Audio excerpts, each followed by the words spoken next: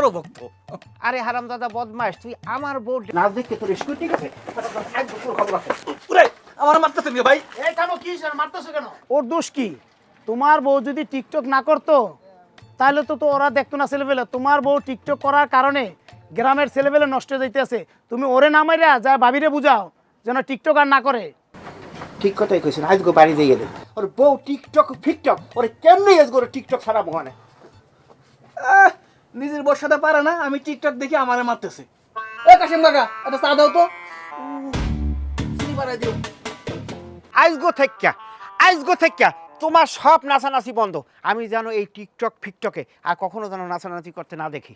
আমি টিকটক বানাবো মানে বানাবোই। কেন আমি টিকটক বন্ধ করবো কেন? আমি যদি টিকটক বানাই নাচানাচি করি তাতে সমস্যা কি? হ্যাঁ সমস্যা আছে। নাচানাচি কে বন্ধ করতে কই? হ্যাঁ তুমি জানো না তুমি যে নাচো এই নাচগুলো এলাকার পোলাপান এই খারাপ দৃষ্টিতে দেখে। সেটা তো আমার দোষ না, যারা খারাপ দৃষ্টিতে দেখে তাদের নজরের দোষ। আমার নাচানাচি বন্ধ করতে না কয়ে যারা খারাপ নজর দেয় তাদের নজর ঠিক করতে কোন। নজরটা কেমনে ঠিক করবে? আপনি যে শাড়ি পরে নাচেন এই সময় আপনার পেট আর এই পিঠ দেখা যায়, হে দোষটা কি? হেগো দোষটা আমনের। কেন আমার দোষ হইব কেন?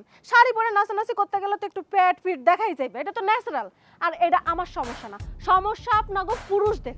আপনারা পুরুষরা খারাপ নজর দেন, আপনারা মেয়েদের শরীরে দেখেন কিন্তু প্রতিভা দেখেন না। কি আমার প্রতিভা রে? এই তুমি কি নাচ শিখছো? কি নাচটা শিখছো? ওরে কোনো নাচ হয় এইরকম কোমর ডুলাইয়া নাচছে, পেট পিঠ দেখাইয়া এই রে নাচছে, এটা আবার একটা প্রতিভা হয়েছে। উনি আবার কি প্রতিভা জ্বালাইছে ওনার।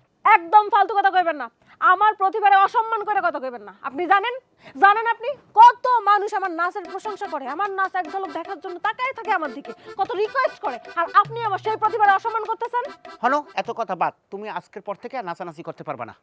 আমি নাচানাচি বন্ধ করতে পারবো না, আমি নাচানাচি করবো মানে করবো। টিকটকে যদি নাচানাচি বন্ধ না করো তোমার কপালে চান্দু আর ভাত নাই। ভাত নাই? খাইলাম না ভাত, আপনার ভাত আমি খাইলাম না। রুটি খাবো, বিরিয়ানি খাবো, তেহারি খাবো, কাচ্চি খাবো, কিন্তু তারপরেও আমি নাচতে যাবো। যতদিন যাবো আমি বাইসে আছি ততদিন আমি নাচতে যাবো। তার ভিক্ষা। তা দিনটা বেয়াদব মহিলা কোথাকার জানি।